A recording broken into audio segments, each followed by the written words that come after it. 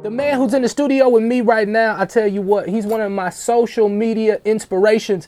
Actually get the opportunity to see him on social media doing some amazing things, always dropping jewels, wise beyond his years. It's my brother Stephan What's going on, good brother? Everything's good, man. Appreciate you having me. Man, listen, it's such an honor. Like, I really stumbled up on you on social media, and I didn't even know, like, the numbers and the people who had already stumbled up on you. But I seen a post that really sparked my interest. It like, touched my heart. I can't even remember which one it was. And then I just started going through your page. I was like, man, a man of wisdom.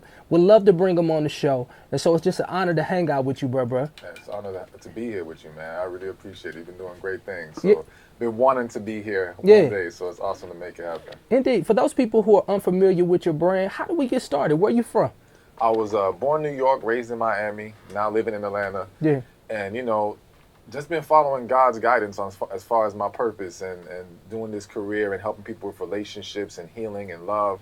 So many people are broken and need help, you know, and I want to be able to help fix that, help make things better. And I think there's a need for positive information, but also the effective tools to see progress in your life in those areas. That's good stuff. Hanging out with my brother Stephan. And so you're not married. And so I see so many married people and single people following you. What's the trick?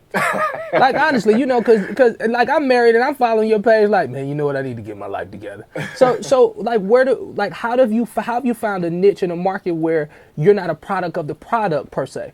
Well, number one, you know, someone told me something very wise a long time ago. God doesn't call the qualified, he qualifies the called. Yeah. All right? So this is just my purpose. This is what God wants me to do. And I remember I used to worry about that. Like, are people going to want to listen because I'm not married right now? Yeah. But praying and talking to God about it was like, don't worry, just do what I'm supposed to do. Yeah. And so I think at the end of the day, people are going to gravitate to truth, someone being genuine, someone being transparent. And I believe I bring that to the table.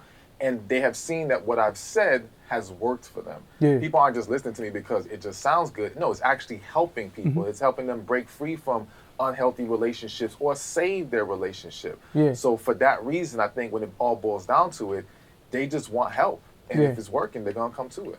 So growing up, mom and dad in the home, what was the family dynamic for Stephan? So family dynamic, parents did stay together till my father passed away like 10 years ago. Wow. So they were married, I want to say 30 some odd years. Yeah. But, you know, of course, it wasn't perfect. You know, there was some issues there.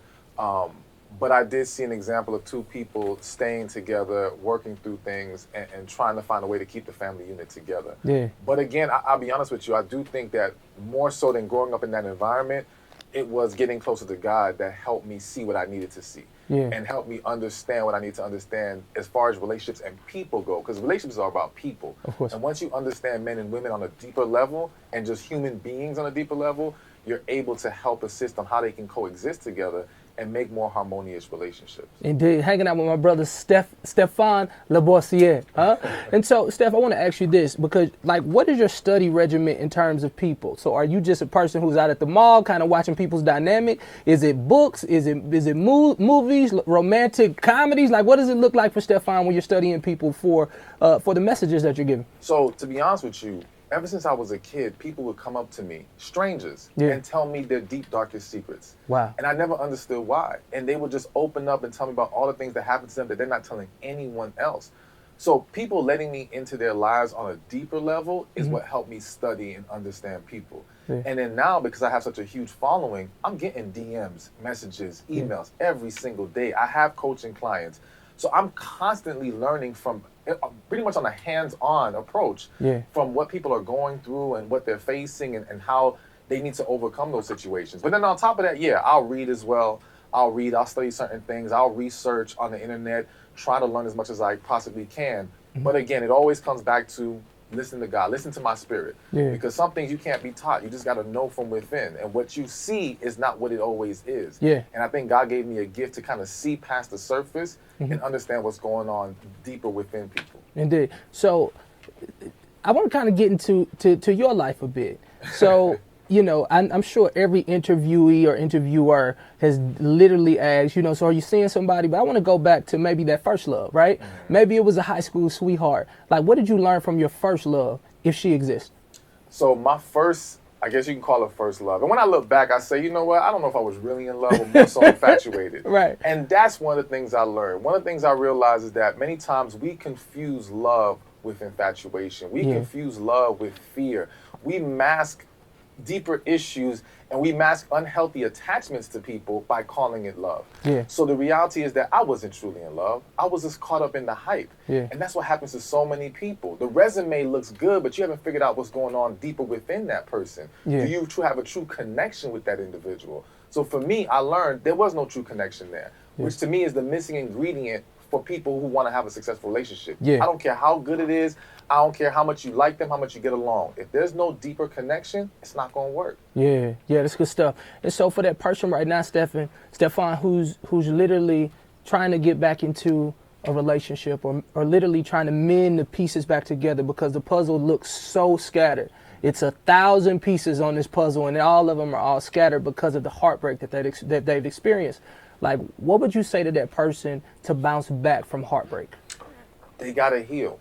But it's not just healing from what happened right now. See, the reality is that we ignore past issues for too long. Yeah. And then now we go through something with our current partner or our current love interest or whatever, and we get hurt by that, but we don't realize it stems from deeper hurt that we never resolved and healed from. Yeah, so real. Yeah. If you want to bounce back now, you got to go deeper. You might have to go to your childhood, to your previous relationship, because you're projecting a lot of stuff onto your partner that ain't got nothing to do with them. Yeah. And it's a result of stuff you haven't healed from. So healing from the past is how you bounce back.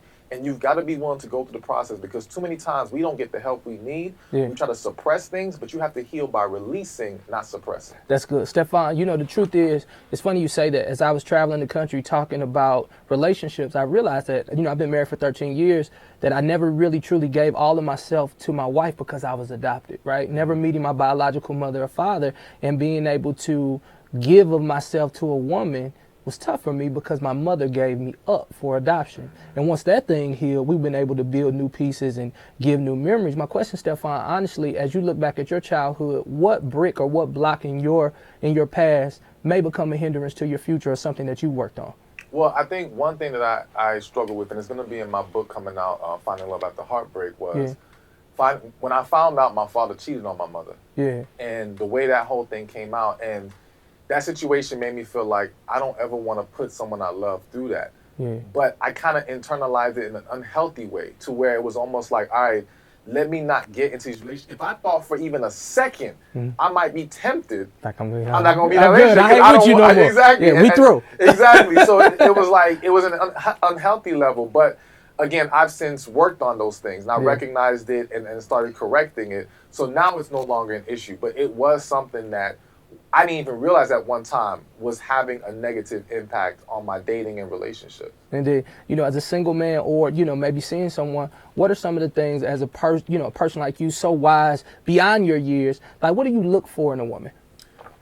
Besides her being cute and maybe built up the right way and maybe a job, praise the Lord. I don't know what we're doing, but you know, what do you look for in a woman, you know, at this point of your life? Because, you know, you seemingly have it together and you're looking towards your future a lot more than you're looking at your past. Like what type of woman do you look for and what characteristics do you? I've been married for 13 years, so I don't really know what to, you know, I ain't helping too many singles. I'm like, man, make sure she good, you know.